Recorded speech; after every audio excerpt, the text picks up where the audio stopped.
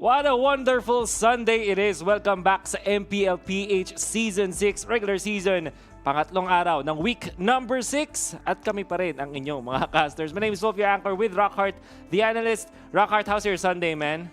It's doing good. Actually, we had a very fun day yesterday. Actually, puro 2-0, pero we had a few issues. That's why medyo it really took a toll. But it was very fun. Very fun day yesterday. So I'm looking forward to more today. Yes. Malay natin yung mga post na yun para mas maintindihan natin yung bagong patch. Or maybe we can understand more about the metagame. Pero mamaya na yan dahil pasalamatan muna natin ang mga entities that made MPL-PH possible. Let's thank our official tournament telco partner, Smart. Squad up, rank up, and keep up with your favorite games. As Smart powers up your game with free games for all. Get up to 14GB games for Mobile Legends and Facebook Gaming for 7 days. Simply download the new GigaLife app and choose free games. And of course, our official sponsor, Realme. The Philippines' fastest charging smartphone, the Realme 7 Pro, alongside the Realme 7, is going to be launching the 30th of September at 12 noon on Realme's official Facebook page. So join the Realme revolution now and watch us there. The official sponsor ng MPL-PH 6 also is Gillette. Get free diamonds with purchase of Gillette's Mach 3 Razor, Vector 3 Razor, or Blue 3 Simple Force pack in select Pure Gold doors nationwide. Our partner in esports, PayMaya. Get free 50 peso credits from PayMaya when you download and register using the code MLBB. Terms and conditions apply. Let's like to thank our partner in esports, TikTok Dive. Kung download nyo yung app at nag-search kayo dyan ng hashtag Mobile Legends, makikita nyo yung mga malulupit at legendary videos ng mga influencers na kilala nyo, mga sikat. At kahit pa rin yung mga viewers din, everybody happy dito sa TikTok Live. And of course, our official gaming headset partner, Logitech G, here like a pro. Everything is powered by Moonton. And here we are sa ating unang serye ng triple header Sunday natin today. It's gonna be BLACKLIST versus BSB. Mamaya naman makikita natin ang NXP going up against Brain Esports at syempre later in the day, Execration versus INTL-PH. I guess ang magandang pag-usapan dito is kamusta na ba ang ating standings at ano ang magiging implications nito sa mga teams natin. And we can see perfectly well Aura-PH up top. Nandiyan ang Blacklist na makikipaglaban ngayon. In second place with 14 points. Execration naghahabol naman. 14. Next place solid with 11 points so far. With the 9 series na nila. And unfortunately para sa Blue Fire, 0 and 10. It's actually the end of the line for them. Wala na silang chance na makapasok ng playoffs. Pero maglalaro pa rin naman sila with 2 points. Ngayon, Rock, ano namang itsura ng Group B natin? Well, for Group B, I think it's going to be a revolution. It's a revolution kasi ang Omega finally natigil nila yung streak, 5-week streak ng Brain Esports at top 1. And that's something. That's saying something. While on the other side naman, for Group A, Blacklist International, not only do they have to break the code, now they also have to break the tie between Execration at 14 points. So malaking bagay yun para sa game na to. Considering na kalaban nila ngayon is BSB as well, na talagang naghihikahos. Tama ba yun?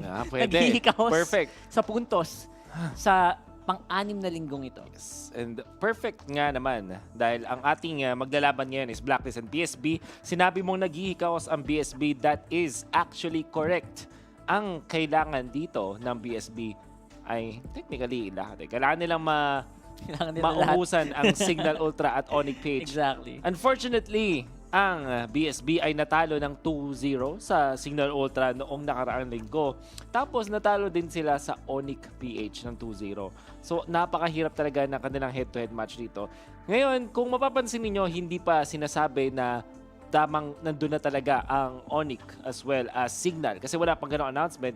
Because technically speaking, may chance pa naman ang BSB kung dire-diretso silang makakuha ng mga 2-0s or at least manalo ng mga series. Kaya nga lang, ang hirap na ng mangyayari dito para sa BSB. It's gonna be very difficult kasi ang isipin mo dito is yung BSB from a solid 0-2 week from between Signal and Onyx. How do you end your week, diba? And napakita din nila na medyo nahihirapan sila dito sa Project Next Batch. And it shows on their games, diba? They are trying to build.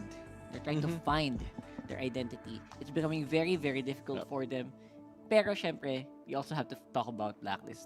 Blacklist. Bago natin pag-usapan ang team na to, why don't we take a minute to meet Blacklist?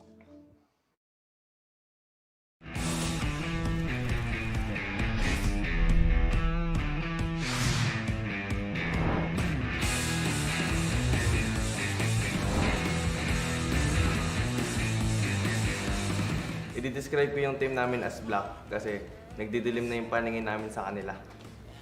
Dinedescribe ko yung team ko as list. Kaya ilista nyo naman ng mga problema ang team nyo sa amin. International kasi yung galawan namin pang international. Ang greatest asset ng team namin is yung si Kyrie, yung matagal nyo nang pinakahihintay. Batang-bata, pogi-pogi, mapusok. Meron kami napakalupit na coach. Meron siyang death note. Nakalista ron lahat ng mga strategies namin. Nakikita ko sa team na to na mas mataas ang maabot namin ngayong season kaysa sa mga last season. Wala nang umahad lang sa amin. Gagawin namin silang stepping stone. Packet sa taas.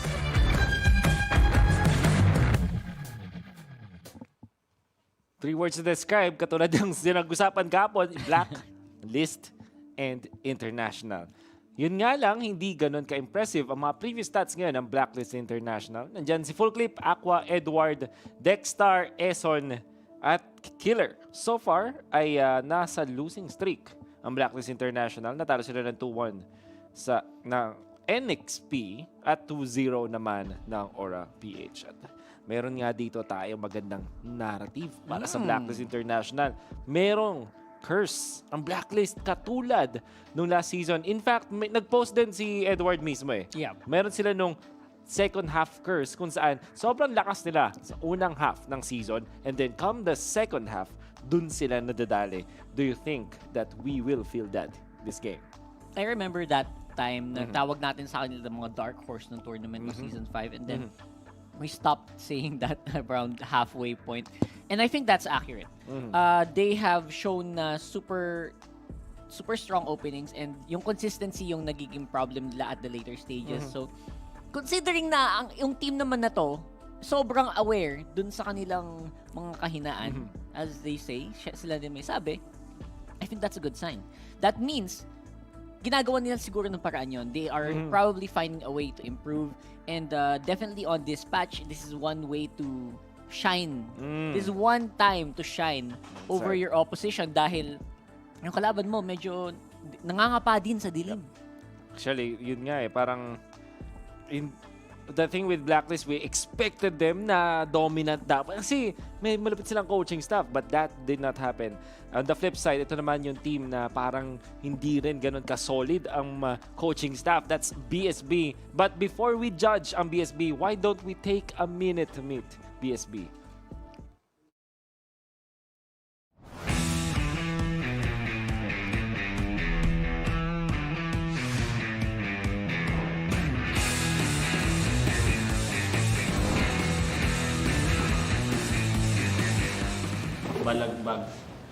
Balagbaga na sa Season 6. Family, parang ano sila eh, mga kapatid ko na rin yung mga eh. Tagal na namin magkakasama, isang taon na ata, nagpas na. Puyat. Sobrang puyat nila lagi. Parang Mobile Legend lang.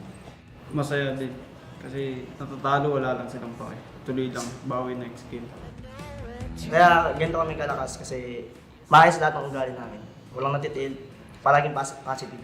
Sobrang komportable namin sa isa't isa eh. As a team kami naglalaro, hindi as an individual player. Parang pag individual, nahinahang ako sa sarili namin, parang gano'n. Pero pag as a team, ayun, nalalakas ako.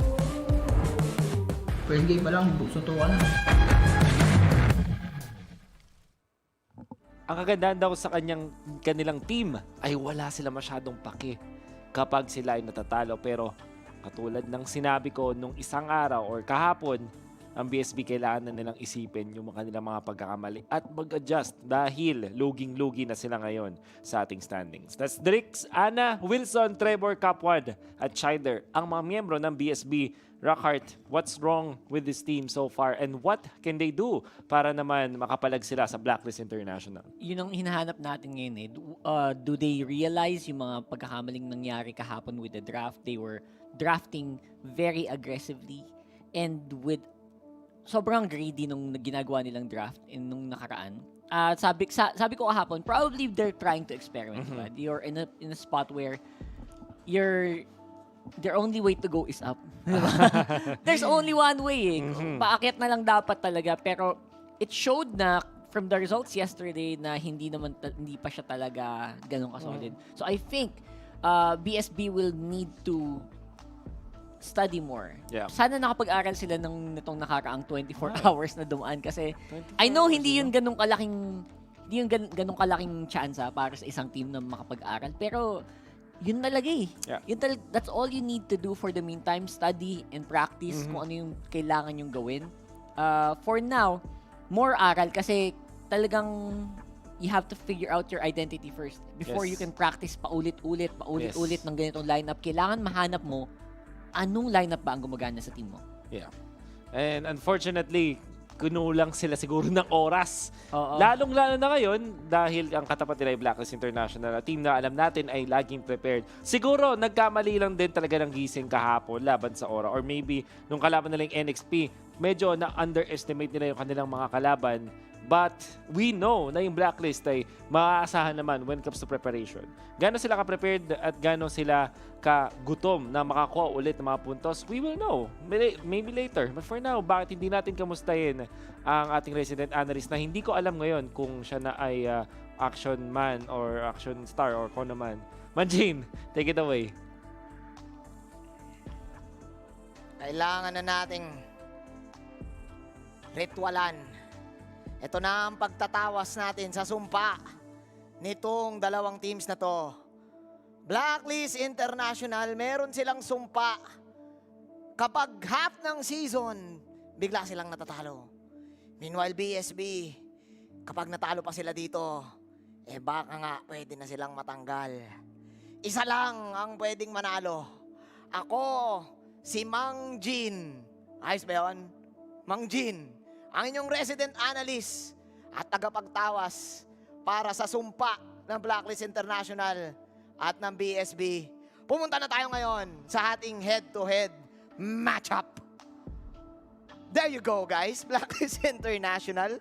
It seems like pwede nating sabihin na lamang sa momentum pa rin ang BLACKLIST International even though they lost their 2 matches yesterday and last week, no? Their series. And sila na mismo nagsabi na baka nga madali sila dito ng new patch sa MLBB. First blood count, tabla tayo, pero mas maraming kalamangan ang BLACKLIST International in terms of objectives. So kailangan natin yan pagmasdan. Parehas lang din yung unique heroes pick ng dalawang teams na to. And interestingly, guys, BSB, I think, hindi pa rin, isang beses pa lang sila actually, nananalo ng series. And that is bad kasi papasok na tayo sa ating end of the season. And then, kung iisipin mo, 6 points lang ang meron kayo. So kapag natalo pa kayo this time, ilang games na lang ang matitira, di ba? So napakahirap niyan. I think BSB may sumpa din sa kanila. Ayan. Ayan. So moving on sa ating player versus player matchup. Moving on, Aqua versus Ana ang ating head-to-head. Parehas silang side laners dito. And I think mataas din ang similarities ng laro nila. The only problem that I am getting right now for Ana is that kapag siya yung side lane na biglang papasok, kapag siya yung may gustong initiation, unfortunately, sa mga kampi niya, hindi nila na-follow up kaagad.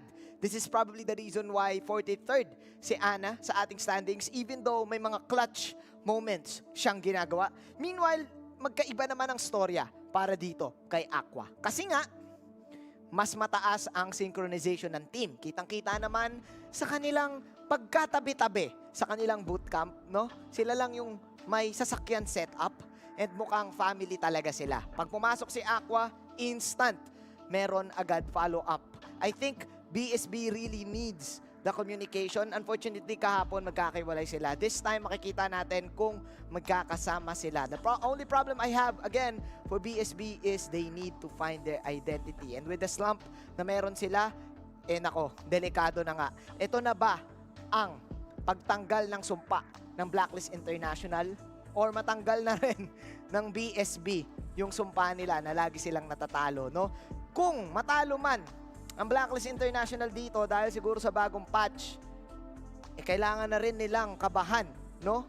Kasi baka totoo nga, sana wag ma-jinx. Kailangan nilang gumanito para hindi ma-jinx. I think kailangan na rin gumanito ng mga casters natin kasi pwede tayong umabot actually sa game number 3 para sa game na to. So casters, ano ba sa tingin nyo ang mangyayari?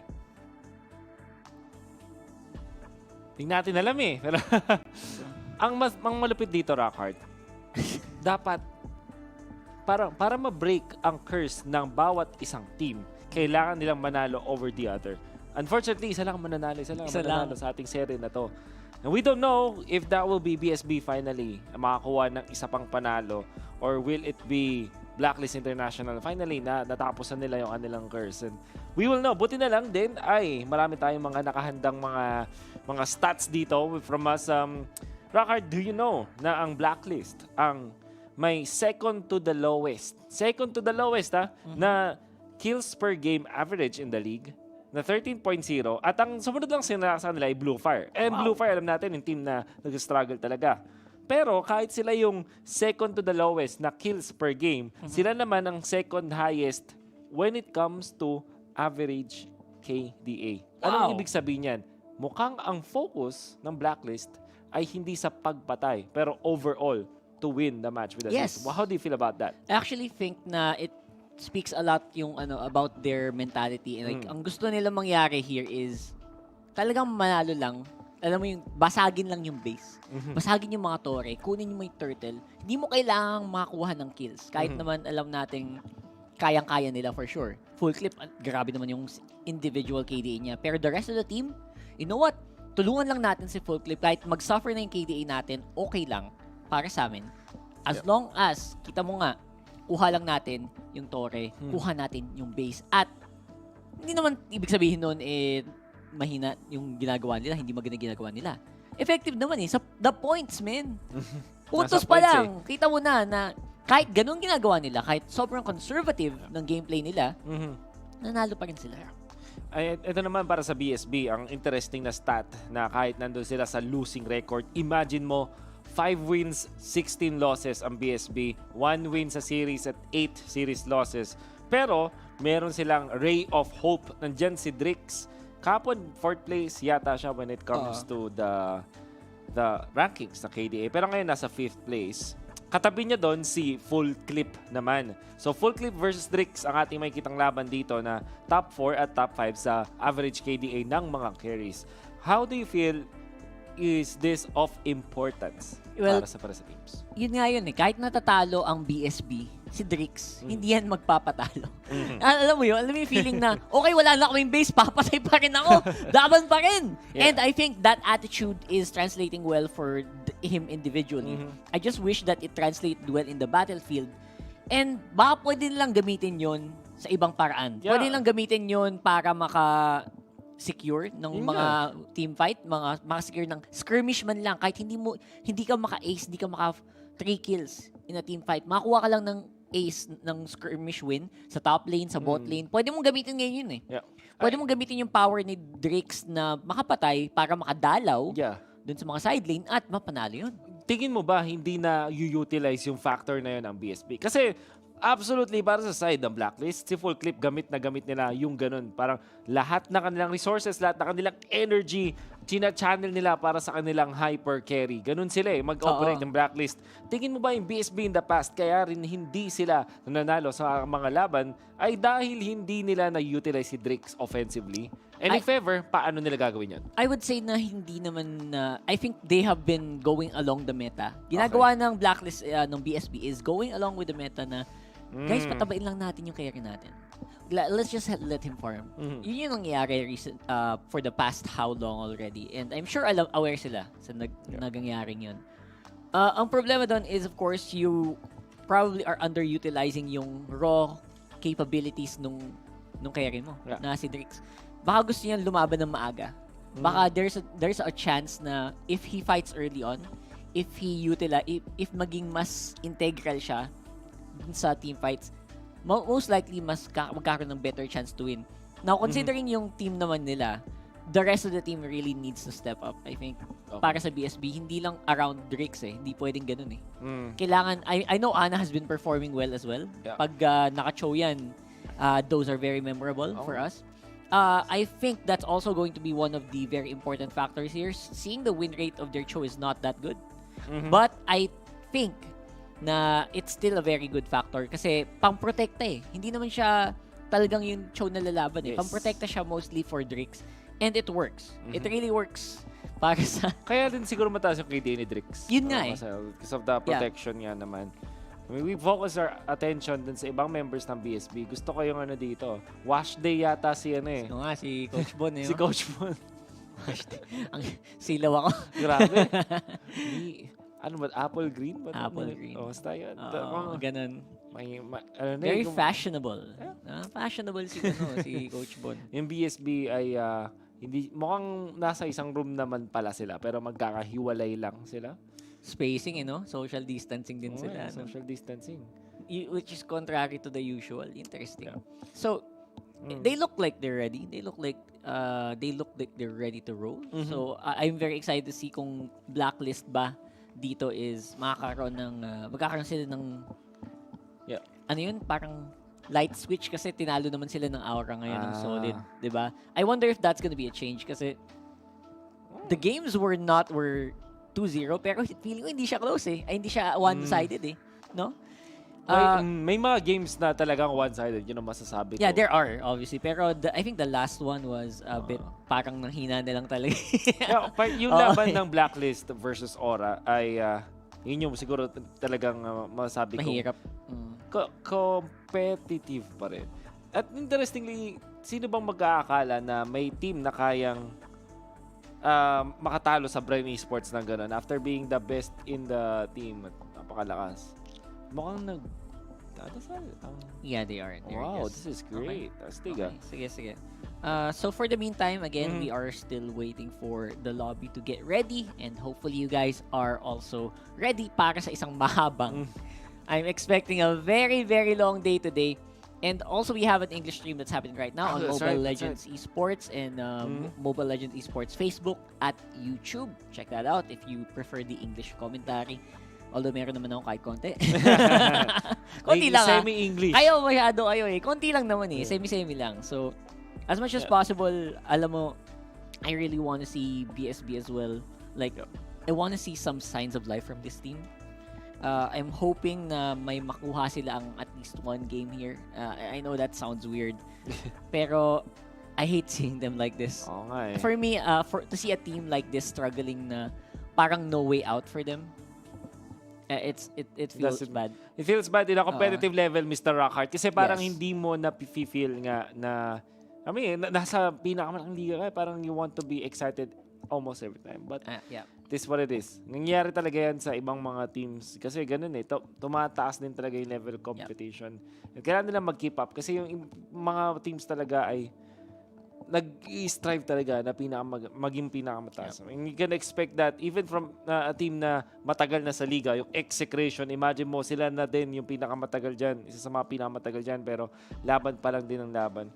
Okay, actually pag-usapan natin ngayon, Kuya Rockhart, konti about yung heroes na nakita natin nagbago for this meta. Project Next, ang ating mga in-expect na tumama naman expectations ay yung Jawhead, for example, at ang nasabi din natin na ang hindi pala natin nasabi, na nakita natin ngayon is Ruby. What's up with Ruby?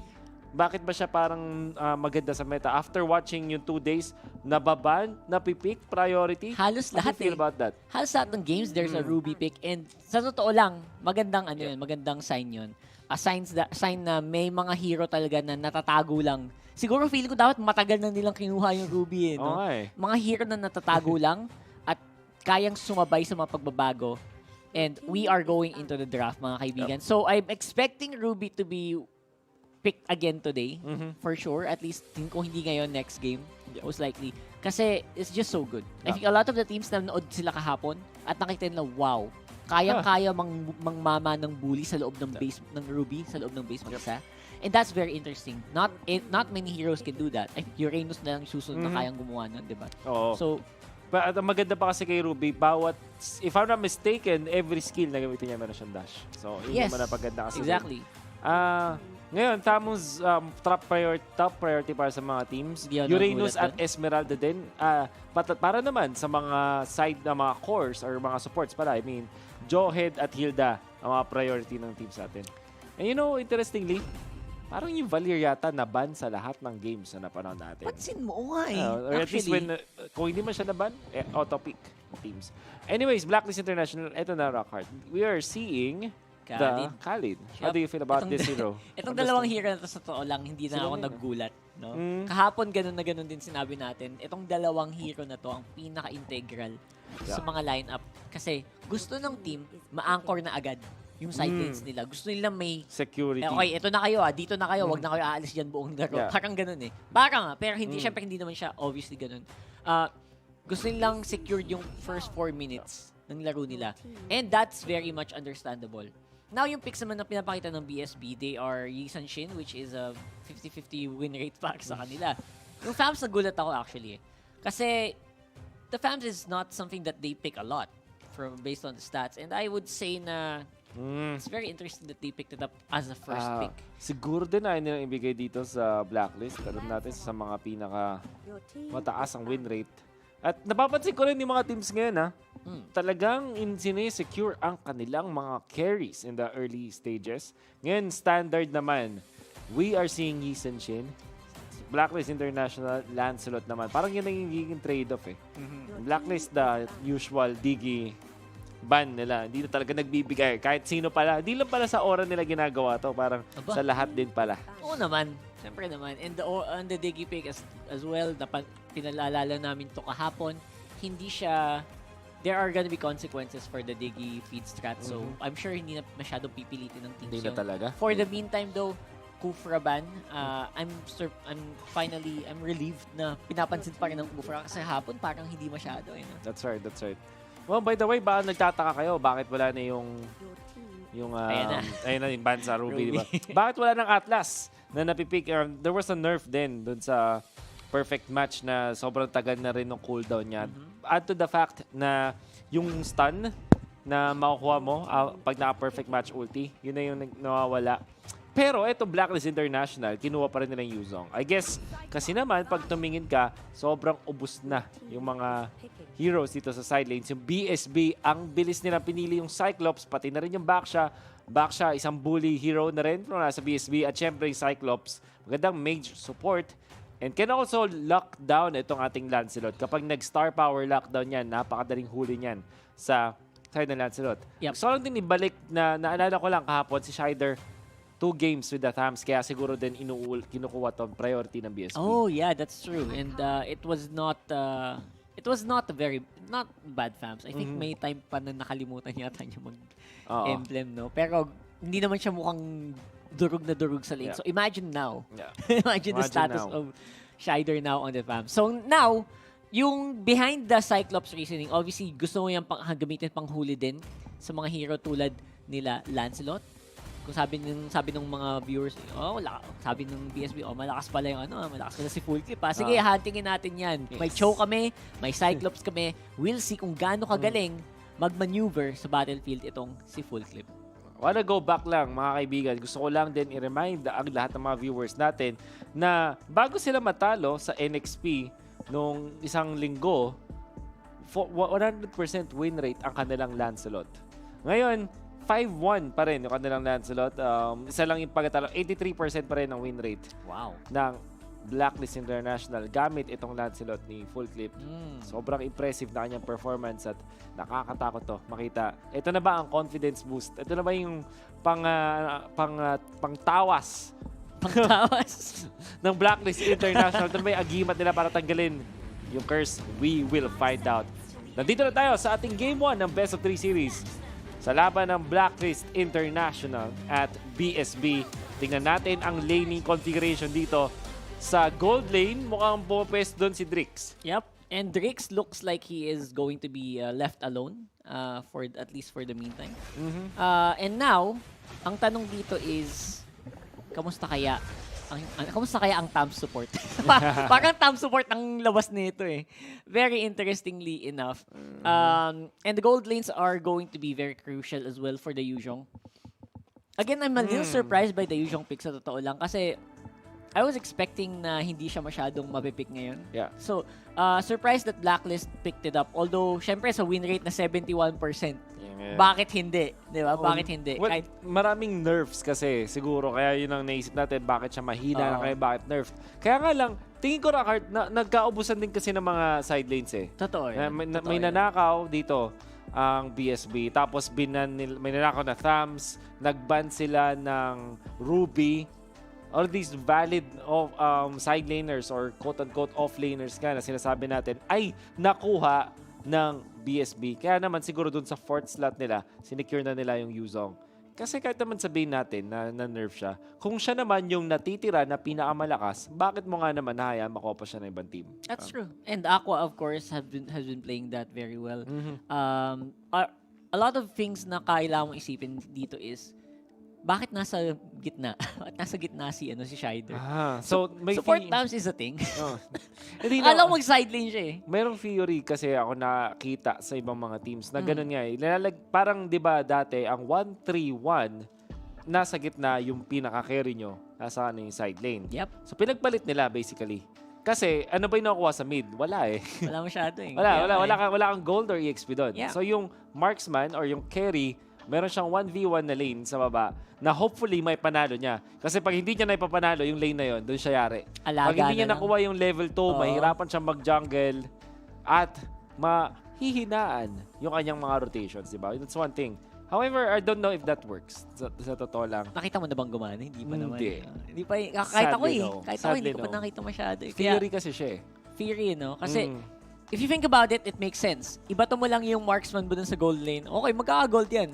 Parang ganun, di ba? Gold lane nga eh, di ba? Sobrang gold lane nga eh. One-dimensional thinking, Oo, di ba? pero, isipin mo din, pag na-counter, imagine mo after nung mid lane, after nung mid lane, bababa agad yung tatlo. Yes. Parang, tas marksman pa yung nasa baba, mag-isa. Kailangan mong kabahan eh. Yeah. Pwede mo sabihin, okay, bababa yung tatlo ng kalaban, pababayin natin yung tatlo natin sa gitna. Paano kung nauna sila mag-clear? Yeah. Paunahan pa rin mag-clear. Paano kung mag-skip sila ng jungle, dumiretso sila dun sa baba, mamatay yung marksman, ma-deny yung tanke. Yeah. It's madaming nuances eh. Ang hirap din isipin nun kasi katulad nga ng sinabi mo, Rockheart, paano kapag nagulo yung kanilang rotation, yung marksman mo, lalong laban sa Yuzhong ang kanyang katapat, di ba? Oo. So, ang idea mo na ma-clear agad yung either EXP siege creep para mapatay mo yun o kaya ay yung gold siege creep naman ang papatayin mo. Kailangan mong bumaba dun sa lane na yun at kailangan mong manalo dun sa matchup. I'm entirely sure na ang Yuzhong ay mananalo sa 1v1 sa isang Yisun Chin ng level 1. I think, parang hindi ko ma-imagine na nananalo ang Yisun Chin level 1 Ako sa din eh. Yuzhong. Siguro pag masakit na yung critical mo, may items ka na, okay lang. Pero kasi pag level 1 eh. Sa ngayon, hindi lalaban si Drix for sure. Hindi yan lalapit at hindi yan magpapakatsi. Yeah. Buti na lang talaga ay isa siyang ranged hero. So, at least makiklear niya yung wave. So, we'll take that as a win kung ikaw ay si Drix. Pero, habang tumatagal itong laban na to, baka kasi mabuli ang Yisun Chin. So, yung worry ko. Pero, again, ang theory kasi dito is, unang lane ay unang wave, magle-lane yung Yisun Chin or yung carry mo, yung marksman mo. Pero magja-jungle siya eventually kasi kaya nga siya naka-retribution. So magkaroon na swap. Bababa na dito si Thams tapos si Yisun Chin ay patuloy na yung kanyang pag-farm. Okay. Tingin mo mag-swap back yun after mong makuha yung jungle, babalik ka pa sa lane. I Tapos don't think aalis so. na naman si Shider. Ganun ba yun? Hindi ka na recommended na mag-lane ng matagal kasi meron ka ng Hunter Knife. So rely ka na lang dun sa jungle mismo talaga. I think so. Most likely ganun mangyayari. So very excited to see if that's gonna work. And of course, We have noticed naman din on the past few days na somehow ganun din yung nangyayari for some teams. We've seen them na after makuha yung Hunter's Knife, they're pretty comfortable na magstay na lang. Yeah. At paikot na lang at mag-gank na lang. That's right. Diba? And having a Yi Shin on your lineup, actually it makes sense. Yep. Tingnan natin kung mangyayari ngayon. Kaya ito yung kung nag-aaral man kayo guys, diba? Yung aaral kayo ng rotation, tignan nyo mabuti. So yung wait, mapa. nag-start ba si Drix na may Hunter Knife? Kasi sobrang under-level niya compared kay... Tinanong siya ako level 2, tapos siya kaka-level 2 lang. Kasi Hunter's Knife, mas mababa yung EXP mo eh. Well, XP naman, gold naman hindi affected. Ito naman si Cap1, nanggugulo lang dito, pinapakunat lang yung jungle. Ayun, kaso syempre, with Retribution, full clip will get it. Kaso yung fact na sobrang tagal bago take yun. So, dual core setup nga, mukhang mid lane Shider dito. Yep. Or no, Trevor! Ang kumuha ng buff. Bakit? Oh, purple buff for the mate. Okay, makes sense. Siguro mas maganda yung magiging laban nila dito. No? Oh, is this a support Tams nung naghahatak dito? Or yung core ba? Ayun, nasaktan si Full Clip. Ayun, no. This could be good. Kapoy, kaso na-touch ka! Still gets it. Na-reset nga nandito yung purple buff. Oh, hindi na-reset. Hindi na-reset. Nakuha dito. Nakuha din ni Eson. Eson naman nakuha. Okay. So, interestingly enough, talagang ang taas ng focus ng BSB kay Full Clip. Pansin mo, hindi nila tinigilan hanggang sobrang baba na ng HP ni Full Clip. And at that point, stonks na. Ang maganda pa doon, that's back shot. Ngayon, mukhang iba yung idea dito ng BSB. Not like we expected. Mga kaibigan, talaga nag-lane sa bottom lane ang ating hindi siya umalis. Shin. At mukhang ang isang marksman na ganito ang klase ng laruan na 1-3-1 pero yung carry mo ay nasa baba. That could mean na may prayer ang BSB. Most likely. It's really, really good to see. No boots, rectang Raptors machete. That means bawas agad ang gustong makuha nitong si Drix. That's right. Makatulong kaya, syempre that makes sense. Makakatulong ka sa lane ng iba by spamming your ultimate agad-agad. With high damage output from Raptors machete. Yeah. Mas malaki yung impact. And we can see now na lumalamang ang BSB dahil dun sa kill na yon. Kaya lang yung Blacklist International, ang kanila namang bread and butter dito ay kalmutin yung ating Torre. Kaya naman nakakuha sila ng extra gold. Ngayon, ang nagsastruggle talaga dito para sa Blacklist International ay si Full Clip. 1 death, level 4 at this moment, kumpara kay Drix na level 5 na freely farming doon sa may gold lane. So, sure ako kapag nagkaroon ng comparison dito ng ating gold, lamang na lamang, for sure, ang ating Yi Shin. And that's good. And the good thing about it is, hindi din nagagank si Drix masyado. Kaya walang pressure na nagaganap dito sa bot lane. Yes. Samantalang the rest of the team naman ng Blacklist ngayon, naghahanap ng opening for getting that turtle. Obviously, si Eson nakamando na. Torre dito sa gilid. Forces Hurricane Dance. Full Clip, he's still trying to farm really hard. At ito na, magta-turtle na ang BSB. Napakalakas na rin ni Drix. And si Trevor even ay malakas na rin. So, is this core Cyclops? Core Cyclops? I think so. Tingin ko din eh. Kasi sa totoo lang, kung hindi nag-core si Cyclops, kulang din yung damage output nila. Diba? I think aside from Drix, kailangan, pag nawala si Drix, may tagabawas pa din. Correct. No? Yun yung iniisip ng BSB Ito dito. na naman si Kapwa ng gugulo lang. Retribution si Full Clip. At this time, hindi na ganun kasakit yung kataas yung kunat, kumbaga ng jungle. Dalawa naman sila doon, si Eson. Meron ba siyang ulti? Wala yata. Ayun, kagamit lang. Namatay na dito si Trevor at buhay pa rin. Merong shield na nakatulong sa kanya. Ana, trying to fight this. Ito gumamit. Oy! Konting moves wala dito kay Eson pero mapapatay pa rin siya. Ana, sinipa na dito si Edward. Edward, naku po, kumontra na lang. Gandang ulti mula sa Yi Shin pero si Edward mag-heal up lang. I talk about that. Eson, buying time para maghabol ang BSB. Kaya nga naman sila nakapunish ng malupit doon. And magandang habol yon. I think Blacklist talagang maximum efficiency yung mga hero nila ngayon, no? Like, kahit na Eagles kayo, lamangan nyo sa galawan. Correct. Yung plano nila. Oh, we're healing up dito. Pag-punishing itong si Cap 1 top lane. Well, malaki pa rin. Actually, deep na pala. Lumamang na pala ang Blacklist International doon. Nakakuha pa ng Axe, si Aqua. Bloodlust Axe. Eson mo ang nagnakaw. Inipit dito si Shider. Konting miscoms wala sa Blacklist. Hindi mapapatay si Shider in time. Nakapag-Cotter Inferno pa. Pero eventually, mapapatay din nila. So, kung mas maganda sana ang communication ng Blacklist, mas perfect yun. Bina quick kill doon kay Shider. Ako, mapapadrawing na naman ng susi si Manjin nito mamaya. Wala na namang communication is key. Oo nga. Nako. Ang susi. Baka naman bumawi sila mamaya. Most likely, because that probably was just a misstep. That's okay. That's normal. Although maganda din yung bawi na ginawa ng Blacklist dito. I have to admit na talagang sobrang out of nowhere. Yeah. Kumbaga, out of nowhere yung nakuha nilang lamang dito. And I would say na pure mechanics. Yes. Talagang they're getting there. So, nakikita ko yung ang ganda nung idea dito ng BSB. Ito yung gusto natin makita sa kanila for sure. Na nag-iisip sila ng way na magulat yung mga teams sa mga kalaban nila para manalo. Mayroon lang din syempre mga butas, yung mga strats na out of the box or out of the meta nga sinasabi natin. Kasi sila mukhang ang na-establish in the past 2 days is 1-3-1 ay ang hari pa rin ng mga rotation. At yung mga ibang klase mga rotations ay may mga butas. Particularly, etong nakikita natin sa BSB, ang ganda ng simula, pero sa Yi Sun-shin lang. Na-expose yung kanilang mga side lanes. And if you're looking at Blacklist, oo, hindi ganun kalakas yung kanilang Lancelot. Pero yung side lanes nila, sobrang solid. You have a Khalid Yuzong combo, by the way. Oo, grabe din. Actually, si Aqua yung talagang parang wala din eh. Parang wala lang din sa kanya kung, sige, nagsosolo si Drix, nakaka-farm si Drix, ako din. Sabi ni Aqua, di ba? And Bloodlust acts at a very early stage of the game. He got actually the items he needs para makapagwala sa gitna ng labanan mamaya kung gustuhin man ng Blacklist International.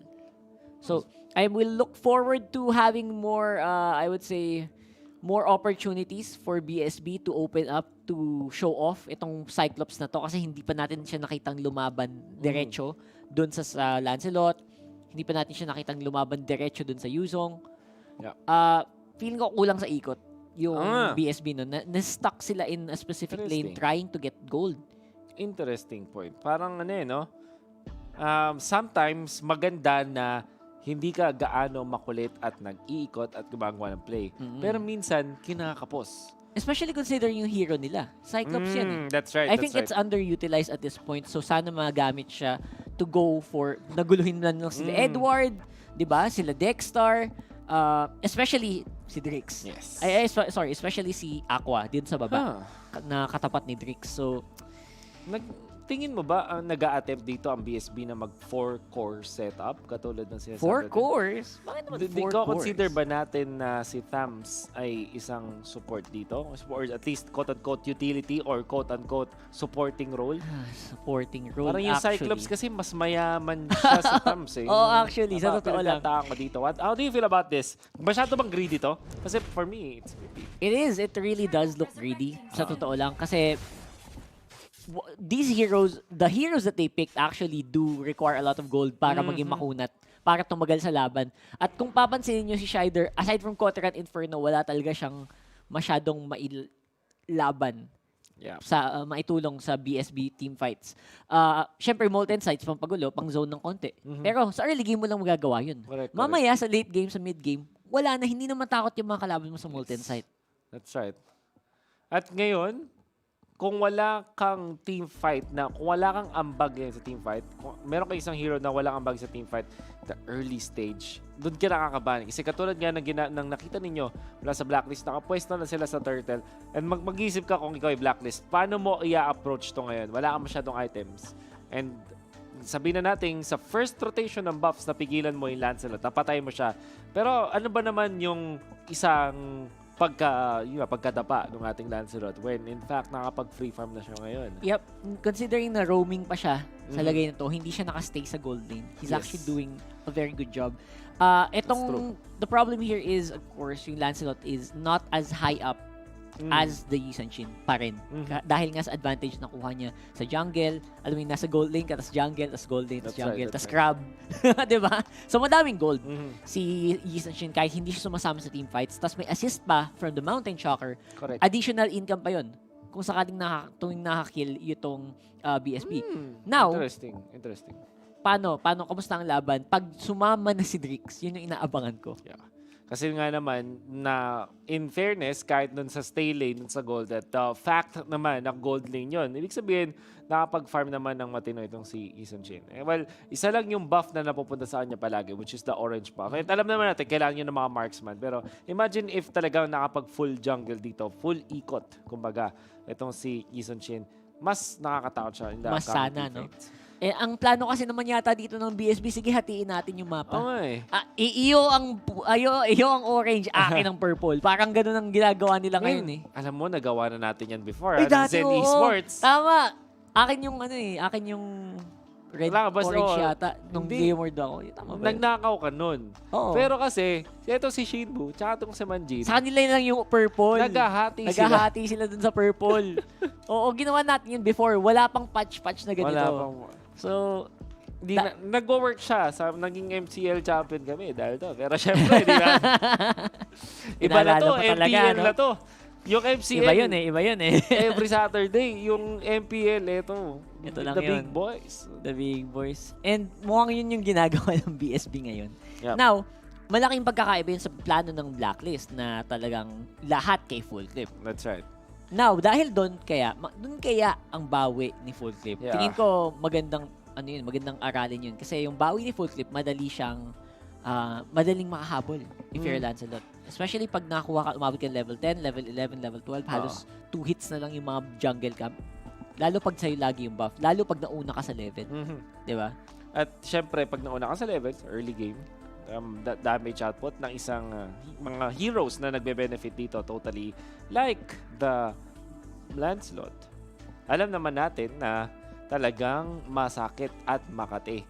And you can snowball from there. Snowball meaning matatapos mo kagad yung laro dahil sobrang lakas nyo na. Imagine nyo yung isang kasi wala kasing snow dito sa Pinas eh. No? So, Wala nga, hindi na pero ma-imagine pag sinabi eh. nating snowball, Oo. imagine nyo yung maliit na bola ng snow.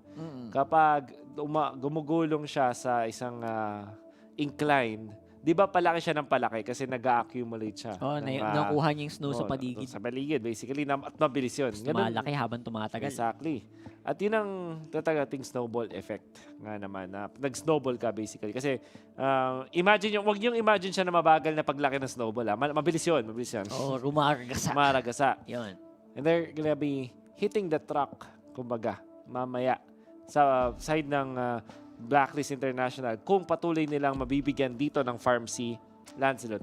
Buti na lang ang BSB ay handa sa late game. Pero tingin mo ba aabot tayo dito sa late game? Actually, yun nga, naisip ko din kanina pa nung sinabi mo, parang daming core masyado ng BSB. So, pag nakita ng Blacklist yung lineup nila, mapaabutin pa ba natin dun? Siyempre, hindi na, diba?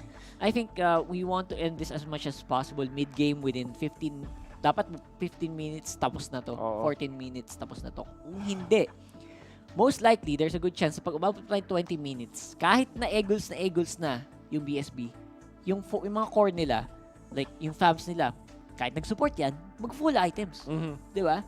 At kahit na sabihin mong yung Cyclops is hindi masyado umiikot, mamaya, pag nag-teamfight na kayo, makuha na niya yung mga target na gusto niya.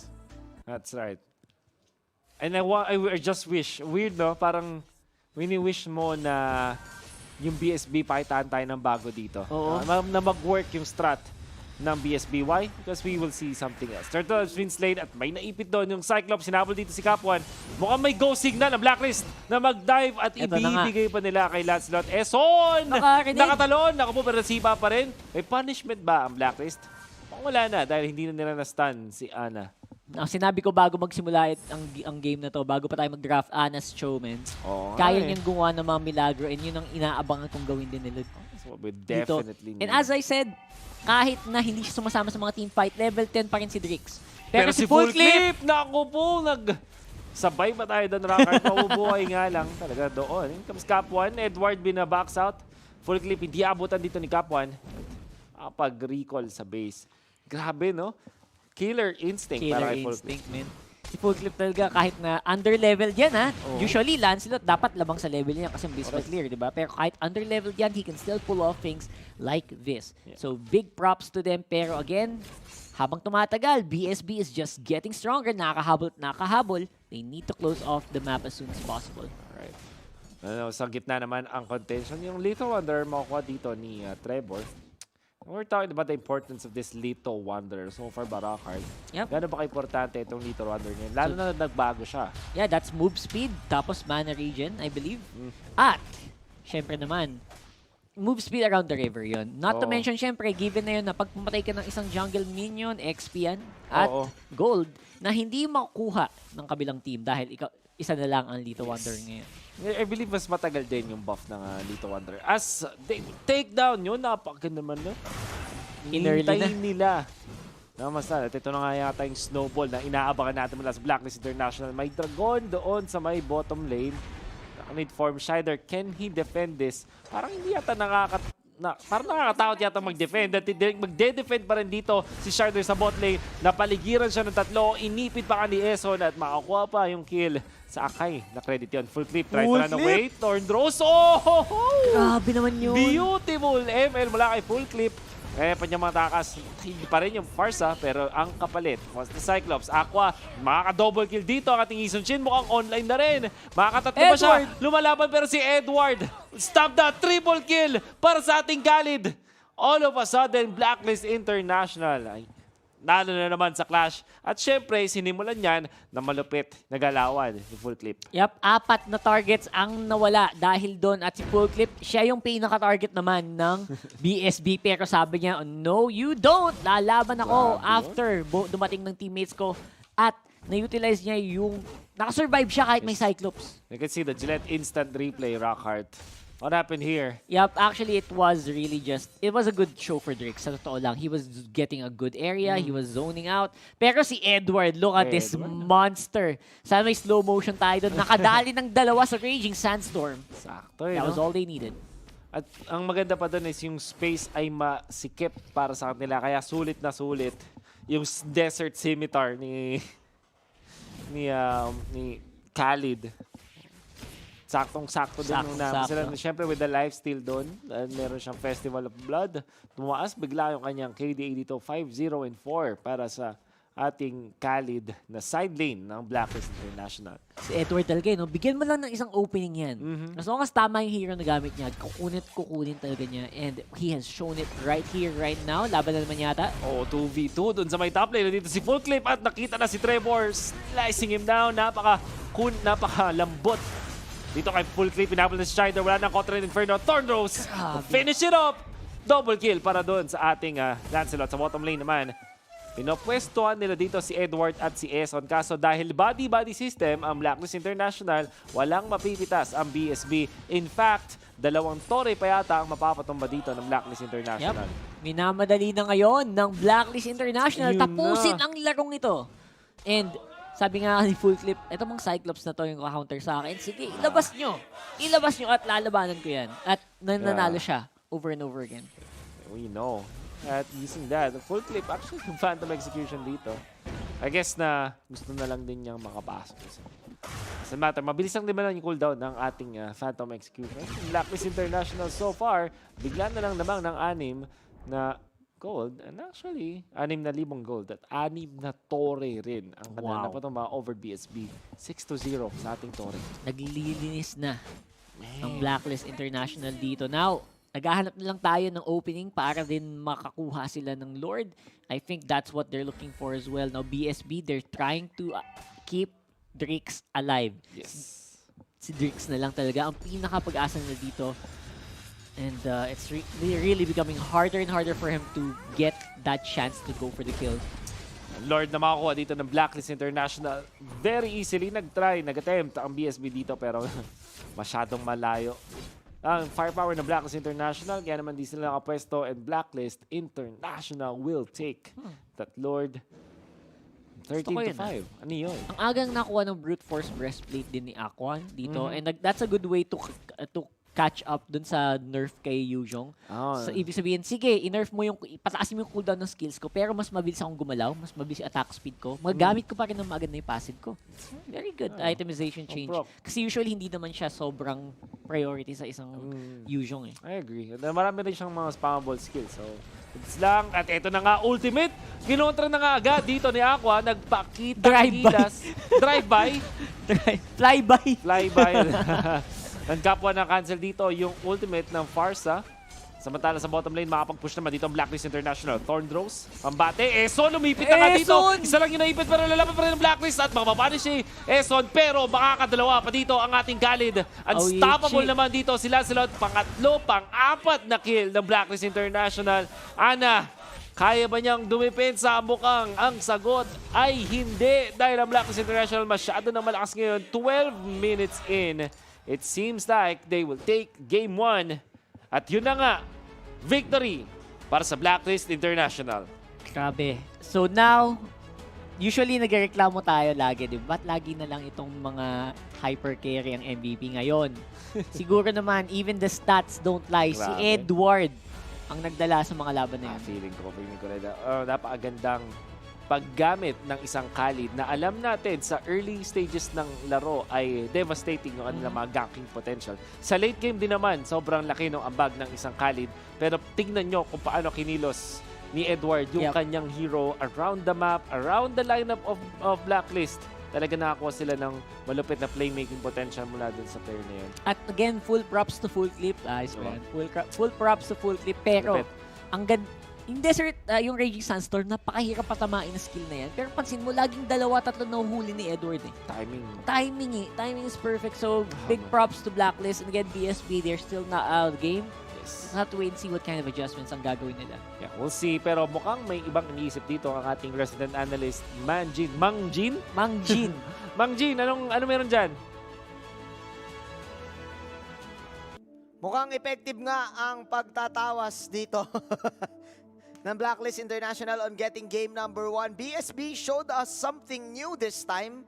But then again, the problem with that is hindi nila na-perfect yung execution up until the end. I can therefore say na lamang sila sa early game. But then again,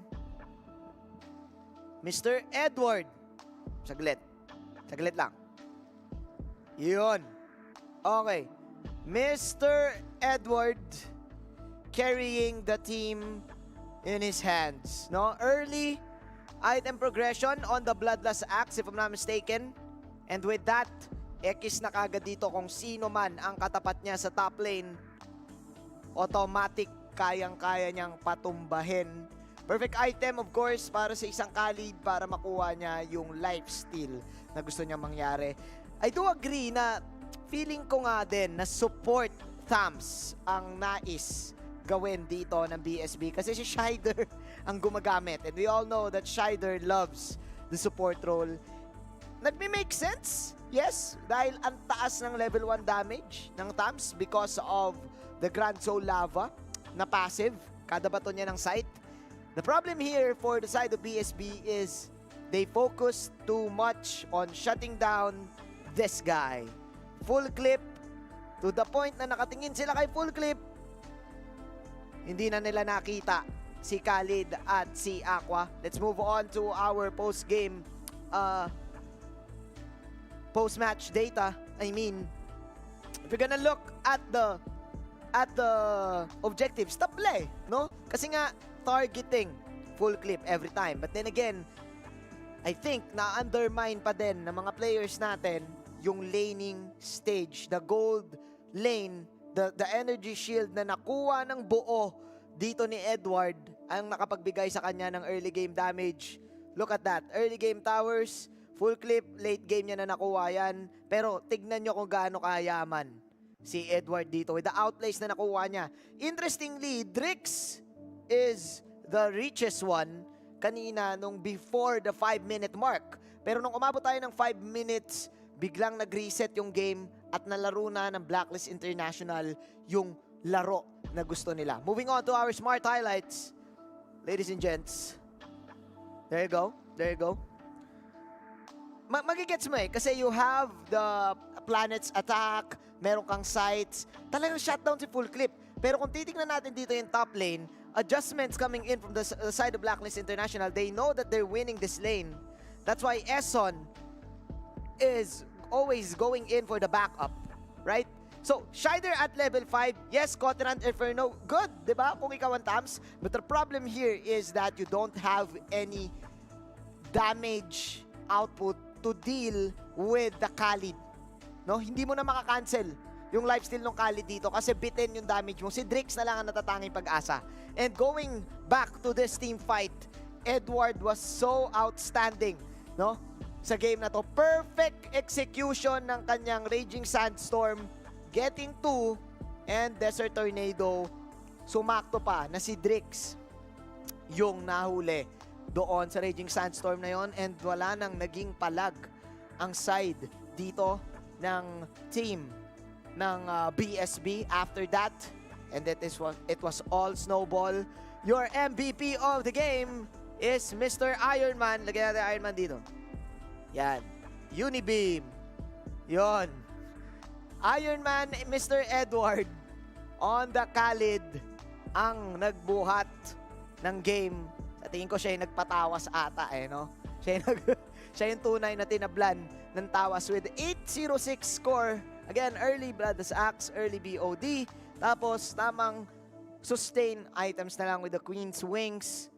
Edward carrying his team to victory. I think the lesson here for BSB is they really need to prioritize the side lane because after nilang ma-shutdown si Full Clip, masyado silang nag-focus, I think, kay Full Clip. So with that, makikita pa rin ba tayo, ng adjustments para sa BSB. So now, since Sunday ngayon, papasok tayo sa ating bagong favorite segment, ang Usapang MPL. Next is now. As the next patch goes live, which hero revamp are you looking forward to the most? Leave a comment for a chance to win skins worth 269 diamonds. #BLegendary. So babasahin natin yung mga comment.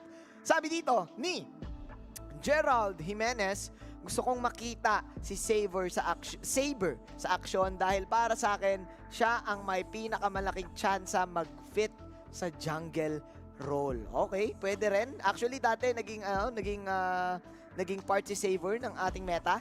John Paul Gabriel Argota. Gusto ko makita si Layla in action dahil siya lang ang hindi pinipik simula Season 6. Pwede. Actually, pwede nga, no? Wala ngang pumipili ng Layla Sana meron. Kahit Mia, no? Brian Ray Manigo Bataluna. Gusto kong makita si Layla kung paano siya laruin ng mga pro players sa MPL Season 6 at kung pasok ba talaga sa meta si Layla, no? I think trip na trip yan ng mga tita nyo rin no? Si Layla.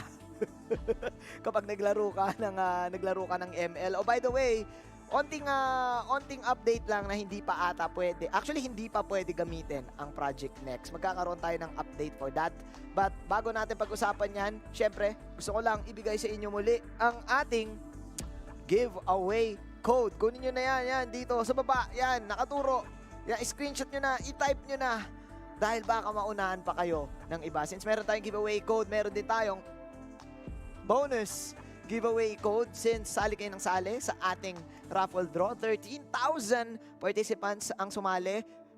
Deserve nyo ang mga bonus ng raffle draw, di ba? Mahal na mahal tayo ng MPL. Siyempre, kailangan nyo lang bisitahin. Ayan, naturo ulit.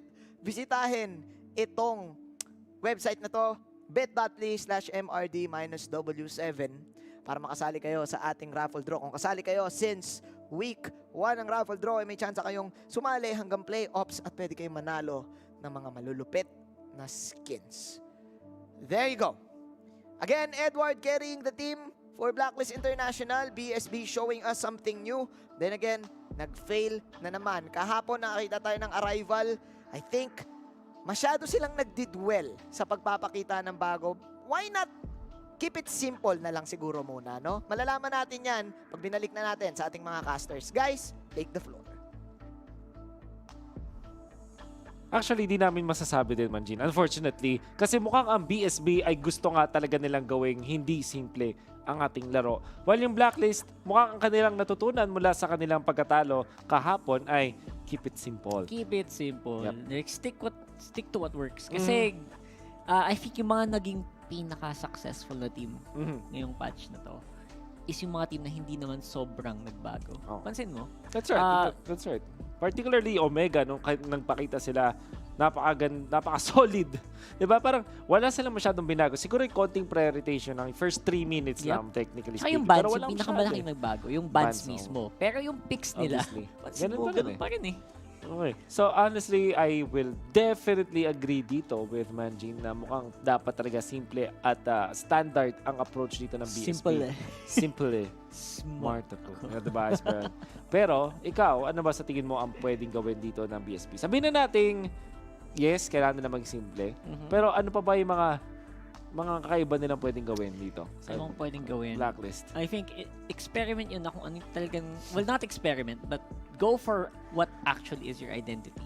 Yeah. I like na nababan lagi sa kanila yung Lilia, pero hindi lang pwedeng yun lang eh. Oo. Diba, kailangan nyo talagang stick to the, stick to what works na talaga sa mga hero nila. Sa Correct. totoo lang, okay ako. Goods ako dun sa Yisan Shin ni Drix. Ganda ang performance ng Yisan Shin nung early game. Sa totoo lang eh. Kahit hindi siya sumasama sa team fight, nakakuha siya ng level lead laban kay Full Clip. Hindi madaling gawin yun. So what if, gawin natin yun? Ana on the Cho, Drix on the Yisan Shin. Pero, i-swap out natin yung iba. Diba? Palit natin yung iba into a more comfortable hero. Wag na tayo mag-TAM support. Kuya Shider, come on. It's not working. It's 3 games. 3 games na hindi na gumagana. Please, stop na. Kitang-kita natin na hindi nga gumagana. Oo. Alright. Ngayon, ang Blacklist International ay gonna be the blue side. So sila, ang first pick. Red side naman para sa PSB. Nakikita natin ang Esmeralda at ang Valier ay mga heroes talaga na autoban. As well as Hilda. Alam na, napakasimple lang mga kaibigan. Kung na-miss out nyo yung action kahapon, lalong-lalo na nung Friday, kitang-kita yung strength or innate strength ng mga heroes na malakas mang-bully sa jungle, mag-invade. At yung tinatawag nating saboteur. O yung in Tagalog terms, taga-boset. Ang mga klase ng Hilda, Johead, Cho, yan yung mga heroes na autobot din. Pero That's right. open sila parehas. So However, go. Sorry. However, of course, there are still other ways to play naman. You don't need, di mo kailangan na meron kong tagagulo lagi.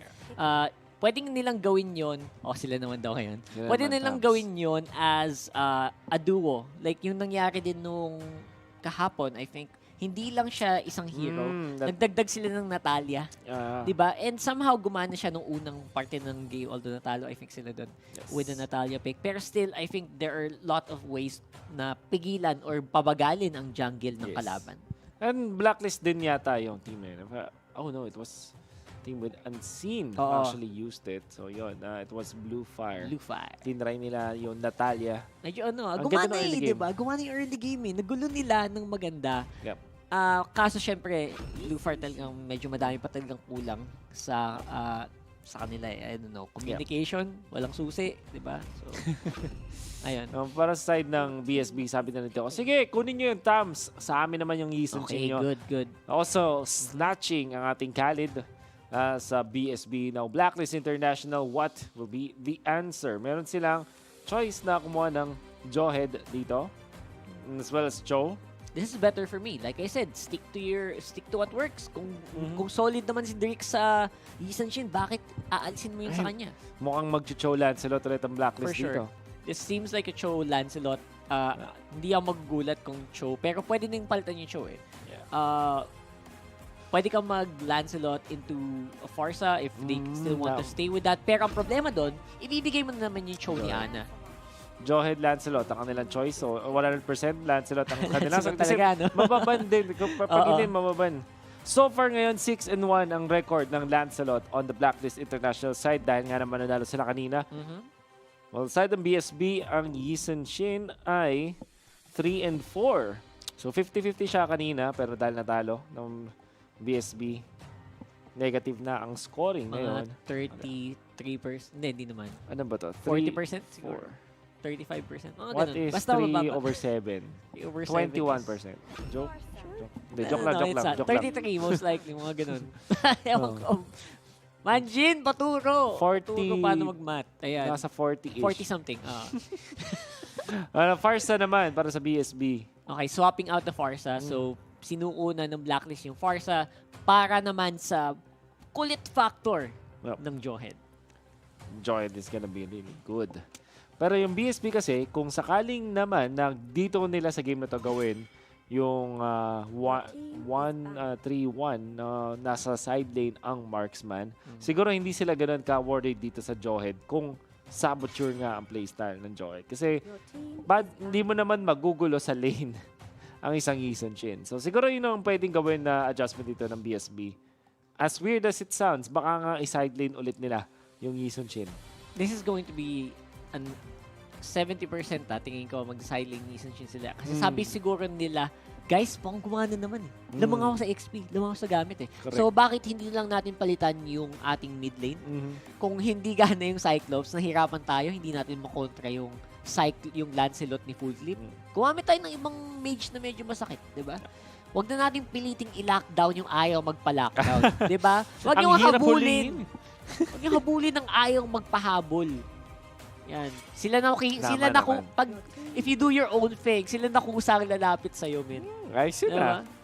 Pag ginalingan mo na lang no? Pag ginalingan mo, sila na nalalapit sa'yo. Ikaw yung magiging target nila. Kakaibang... Ayos ba yun?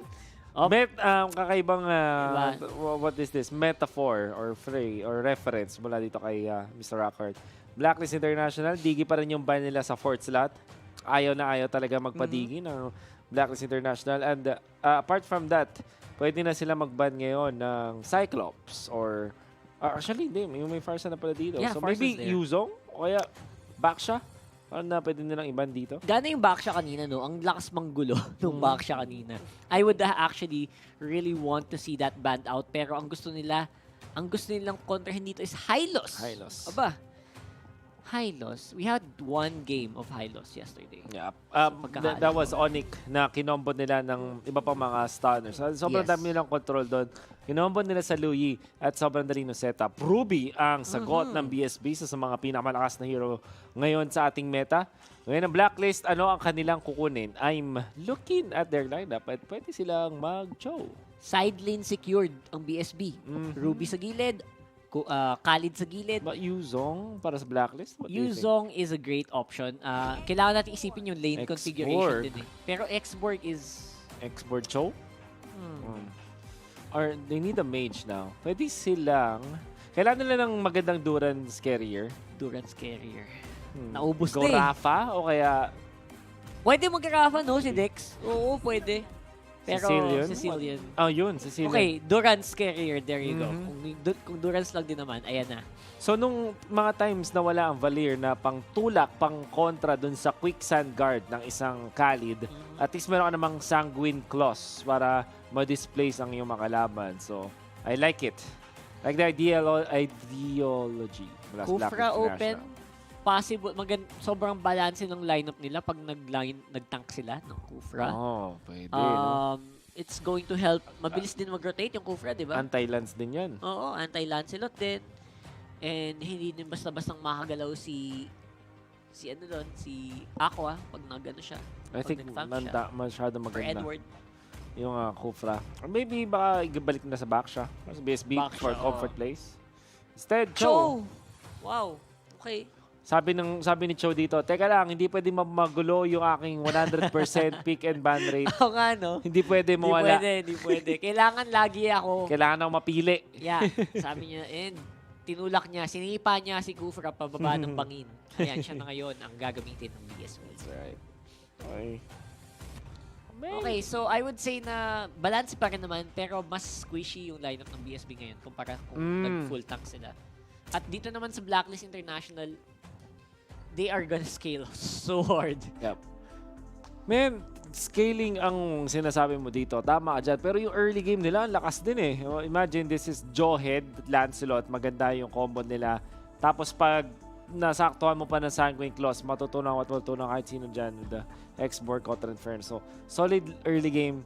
Yung late game nila, goods na goods din. Siguro ang kanilang problema is yung Lancelot hindi ganun ka scaling compared sa isang Yisun Shin. Pero may Sicilian ka naman na magdidil ng damage kahit sa supporting role yan. Siyempre naman. So we are going into Game 2 mga kaibigan ng BSB versus Blacklist International. Ang punto... Music, Okay. music natin ngayon. Dramatic, ano? Sobrang dramatic. At Ganda nun interestingly, yung ano din, no, yung shields pala may animation din sila sa pag-spawn. I know. So, ito na naman. Mukhang tama ang ating hula dito, Rockhart. Kung ano yung rotation ng BSB in the game 1. Ganun din. Yeah, so, clear nila, fast clear sa mid. Yes. Although I was expecting itong Khalid na mag-stay lane. Si Cho ang nasa stay lane ngayon sa baba. Interesting, ha? Now, Lito Wonder is a good target. Kuha pa rin ni Kuya Full Flame. Eso nagbabato sa Torre. Ang retribution na actually ginamit niya doon. At mababa na yung HP dito ni Khalid. Makakatakas for now. Si Full Clip dito, mukhang sinasadya niya na hindi gumawa. Eso, nakaramdam. Naku po, Kapon. Action pack. Oh, ejector play! Wala pang smart missiles. So, chill muna. Oh my God, that would have been so close. Eson being so aggressive dito sa Johead na to. Uncle Eson. Call him Uncle Eson. Tag nyo na, Uncle Eson Esports. Uncle Eson. Grabe. Wow. Ang cool nung play, pero hindi niya rin nagawa. And para naman sa Blacklist International, mukhang sinadya nila na i-delay yung jungle kasi si Lancelot, meron na siyang free pass na mag-start ng jungle pero instead, nag-abang siya na mag-Lita Wanderer yung kabila tapos ni-retry niya. Alam niya kasi na wala yung retry carrier nung side ng BSB nung time na yun. Kasi again, one of the weaknesses din ng hindi ka nag-1-3-1 tapos nasa gitna yung carry mo is wala kang contention dun sa Lita Wanderer kasi you need that retribution. Yep. So i-retry mo yung pag-jungle ng purple kasi wala kang retry muna. Tapos mag-clear ka lang ng mid and then transfer to the jungle. At para sa mga teams, hindi din sobrang big deal na ma-delay yung purple. Kasi you want the purple to be up pa rin bago kayo lumaban dun sa turtle, di ba? Kasi so okay lang timing. sa kanila. Oo, because of the time of duration of the buff. So okay lang sa kanya. Prioritize na lang natin yung Lito Wanderer. Mas matagal yung duration, mas makakaikot ako ng mabilis dun sa mga jungle na gusto ko. Yep. At makabalik ako sa lane kung gustuhin ko, kung kailangan ko ng expert. Napakagandang punto ng Rockart. I like it. Kasi normally, kapag pinatay mo agad yung purple after the game, sabihin na nating mga less than 1 minute yun. So mga 50 seconds-ish. That means na kapag dating nung turtle, around exactly 3 minutes mark, wala kang buff para mag-take ng purple. So maganda rin na dinelay mo. Galing. Very nice na comment doon na Rockhart. We'll see kung ano ang approach naman ng BSB. Kasi, napipressure sila sa map. Pero, yung kanilang Yison Chi naman ay nakapag-farm ng okay. So, unlike the previous game, sa ngayon, ang gagawin na ng BSB ay magsisimula pa rin ang carry nila sa side lane, sa gold lane. Pero, sa kanya naman yung double buff. So, okay naman sa'yo na nasa bot lane tong si Ana. Right on the show. I guess this is fine. Anyway. I Kasi guess may hirap siyang i-bully eh. Totoo yun. Tapos he can sure na level 4. Di pala double buff. Binigay pa rin nila yung purple kay Shider na isang core. BSB. Talaga? Sometimes maganda ang distribution. Sometimes maganda na naka-funnel. Yep. So basically, hindi talaga funnel ang plano ng BSB. Talaga. Nahuli nila si Cap1, first blood para kay Eson. Nagabuli yata si Trevor pero masyado ng balay. Mga members ng Blacklist International nakakuha ng malupit na ginto. Samantala, mukhang sabi ni Aqua dito, anong hindi nabubuli?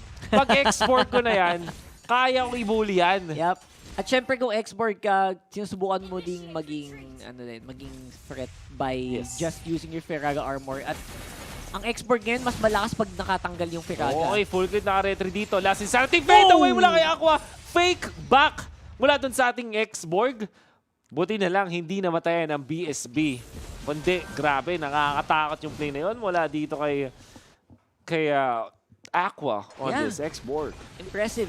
Very impressive yung ginagawa din na X-Borg manipulation dito. At baits. Ginagawa laban sa isang Cho na dapat yung Cho yung nag-dominate dito. Pag ako X-Borg, ayaw kung may kalaban ng Cho. That's right. Sa totoo lang. Pero he's making it work by, syempre, yung tulong din naman nila Full Flip. Speaking of tulong, nahuli nila dito si Drake sa top lane pero nakatakas. At sa napakagandang hatak mula kay Shider using the ultimate para iligtas yung kanyang Jason Chin. Dahil dyan, all's good in the hood. However, Blacklist International, sabi nila, sige, hindi kami nakakuha ng kill dyan sa top at masyado kayong busy pag depensa. Dito kami sa Turtle. Yup, Turtle going to be secured. Walang kalaban-laban and it will be Full clip, once more, triple buff on that Lancelot. Triple na talaga. Oo, Eson, ang gandang timing para i-punish si Shider.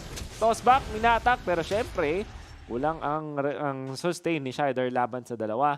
Lalong-lalo na, meron dyan Jawhead as well as this Thams. Sobrang comment ko dito kay Trevor. Talagang try niya na dumalaw as much as possible sa lanes. Like lagi siyang gamit na gamit dito.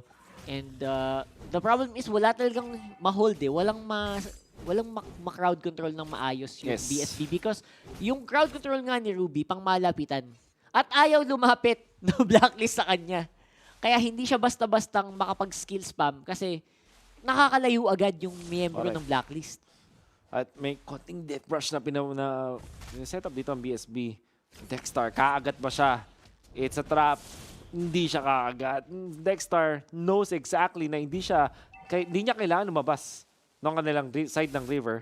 At dahil doon ay hindi siya mapapatay. At mayroong nakaw na ginawa si Shider doon gamit ang kanyang ultimate na nakanakaw ng river crab aqua. Naikutan dito si Ana. Ana is gonna be able to escape. Sabi ni Full Clip, actually, gusto ka lang namin palayuin dun sa crab. Ito na si Eson, ultimate para kay Trevor. Tinulak gamit ang flame shot, pero may flicker at ejector pa kasama. Damage mula dun sa Cillian. Enough na para makakuha ng kill. Samantala sa top lane naman, BSB makakuha ng Torre. Ito naman ngayon ang Blacklist sa baba ng mapa. Going for that tower once more. Ana trying to go for the fancy footwork kaso hindi nagagana yun laban sa Blacklist International. BSB naman ngayon going for the mid ito na push. si Eson. Ang gandang dash mula doon sa ating Eson Shield para maiwasan nga naman yung ejector. Si Cap1 sumasayaw para makatakbo. And makapag-depensa dito ang Blacklist International. Ang difference ng BSB at Blacklist ay ang Blacklist mukhang nakakapag-depensa sila, ang BSB hindi. Yep. Si Eson.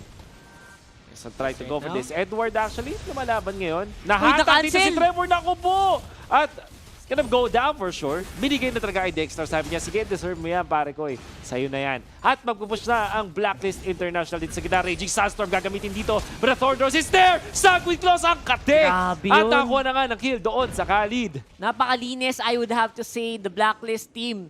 Alam nila kung kailan aatras, kung kailan aabante sa laban na to. At pati yung mga big-time ultimates. Yung Feathered Airstrike, cancelled, Raging Sandstorm, dodge. Lahat ng mga kailangan nilang gawin, ginagawa ng Blacklist ngayon.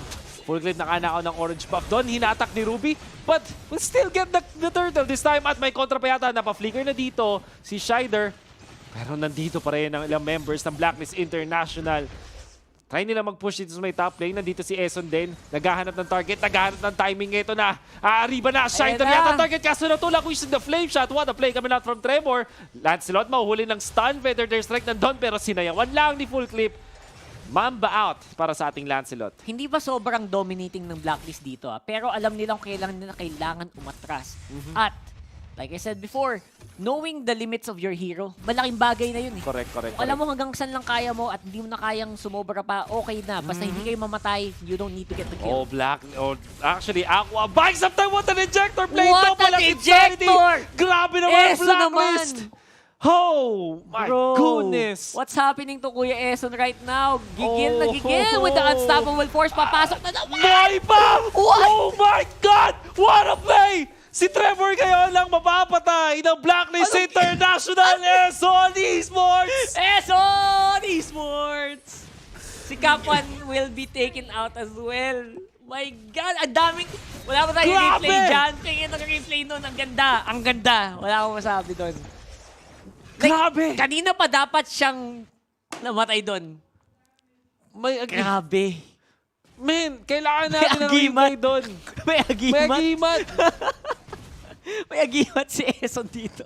Ginamit niya yung ejector para ma-stun yung nag-aabol sa kanya tapos nag-flicker pa kanan. Meron din siya nakuwang shield. Alam mo yung... Wala din. Please lang. Yan. Sana? Sabi din na Eson, teka lang, may agimat ako, men. Kahit dalawa yung katapat ko, dinadive ko yan.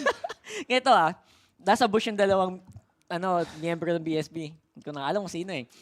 Anong nangyari? One hit na lang, isang one hit na lang, di ba? Sabi ni Eson, unstoppable force dun sa dulo. Ejector pabalik. Tapos flicker palayo. Sobrang planado.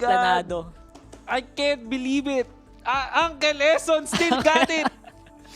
Shake and bake. Shake it and Ang bake it. lesson. Left and right. Oh my God. Whew. Men. Sarap mag-johid mamaya. Men. Gusto ko mag-johid mamaya. Legit, guys. Bata, totoy pala kayo sa ML. Alamat na si Eson Esports. Carry ng Pinas. Yup. Hindi mo pa nada-download yung ML mo. Wala ka pang cellphone dati. Wala ka pang cellphone noon. Alamat na yan. Alamat na si Eson. After years of being the veteran, he still got it. Still got it. I have to say na sobrang impressive nun. Dahil doon, yung mga maliliit na dapat lumalamang na yung BSB, yung mga oportunidad na dapat bungabawi na ang BSB, na kontra pa rin. Nagulo pa niya yung top lane at hindi siya namatay ulit. Nararamdaman na Ang bagong hardest working man in esports. Legit. Sinasabi niya dito, si Manjin sinasabi laging easy money Eson ha. Papakita ko, ito na. Pag siya nabuhay pa dito, ewan ko na lang! Ewan ko na lang talaga! Oh my God! At mapapatay ba yung Giso Jin? Ana, gonna be taken by Edward. Uy, buti na nakataas with the flicker. Dexter will be taken down. May shot na mula kay Ruby. Asa ng punishment? Nana, samantala si Aquat sa bot. Nagpa-farm lang. At makukuha ni Lancelot ang turtle. So easily, 11-1 ang ating score lamang ng as much as 7,000 ng BLACKLIST International Rockheart. What is happening? 2 levels down na ngayon si Drix. Siya pa yung namatay sa exchange na yun. Napakalaking bagay. Ayun na naman. Nang babato talaga. Pag hindi MVP season na yun na. Oo. Special delivery. Special delivery. Special delivery na on a silver plate. Kaya sabi ng team niya, you know what, hindi natin kailangan lubaban agad eh. Kasi medyo, nandiyan na yung kampi niya. Alanganin, back muna naman. May nahuli na naman. May biktima na naman. Maximum charge. Medyo masyadong maaga at that moment. But they will still try for this. Ito yung problema kasi pag meron nga nung hashtag bosset roll ngayon. Yes. Talagang hindi ka makaporma. Lalo ng Johed. And this one is just telling us kung gaano kalakas tong hero na to. Nakapag-push na ang Blacklist dun sa may top lane. At nasasaktan na sila mula doon sa damage ni Dexter. Sumasakit na yung bawas ni Dexter. I have to say na kailangan sana bumawi ng bawas ni Trevor. Pero ang problema, 0-3-1 ngayon yung Forza niya. And kaya niya mag-clear ng waves. Pero sa team fight, kinukulang na talaga yung bawas. Not to mention, si Forza pa yung nagiging target dito ng Blacklist International.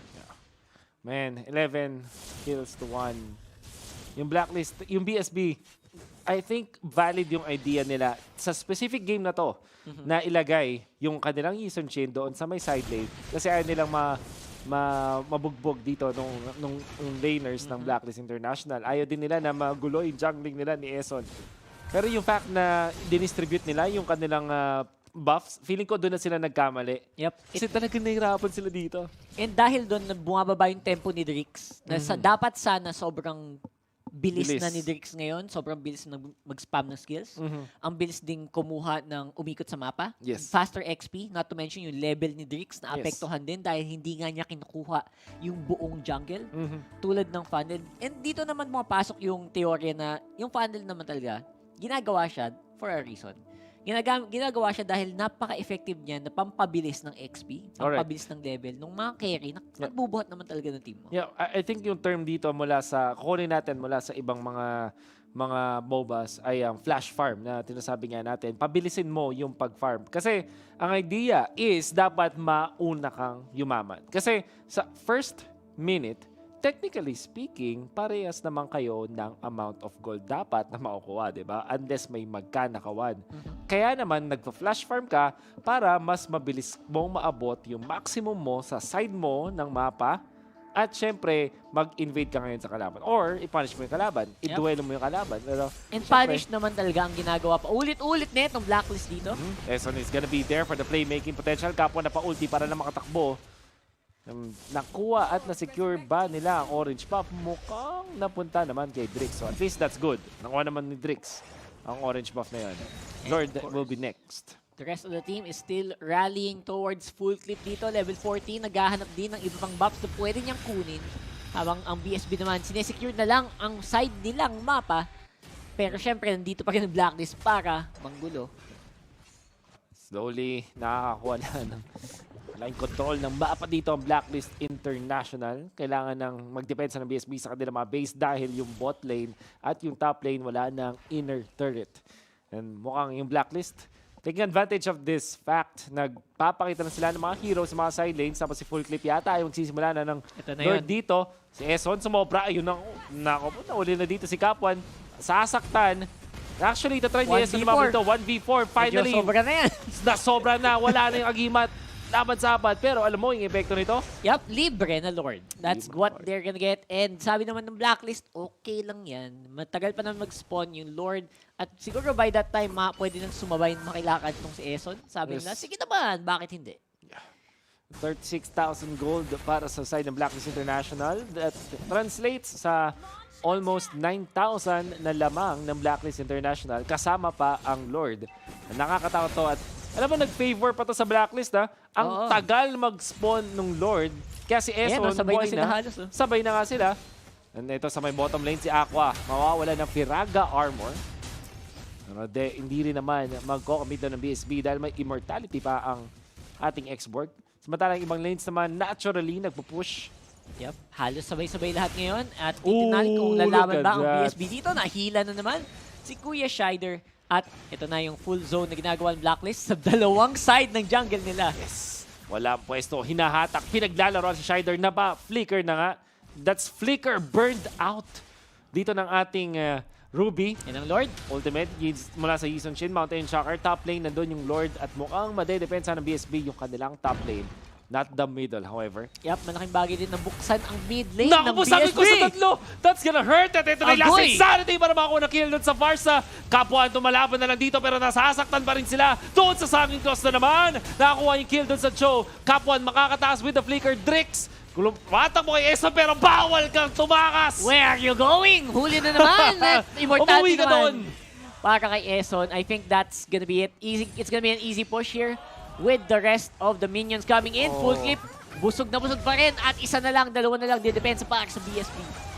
Alam mo, yung si Eson, para siyang yung nanay na sumundo na naglaro sa home shop. Kapwan, short range na ultimate pero walang magagawa para sa BSB. Dahil ang Blacklist International, they're feeling it. Stickers out. At yun na nga, based down, we can see the victory para sa Blacklist International.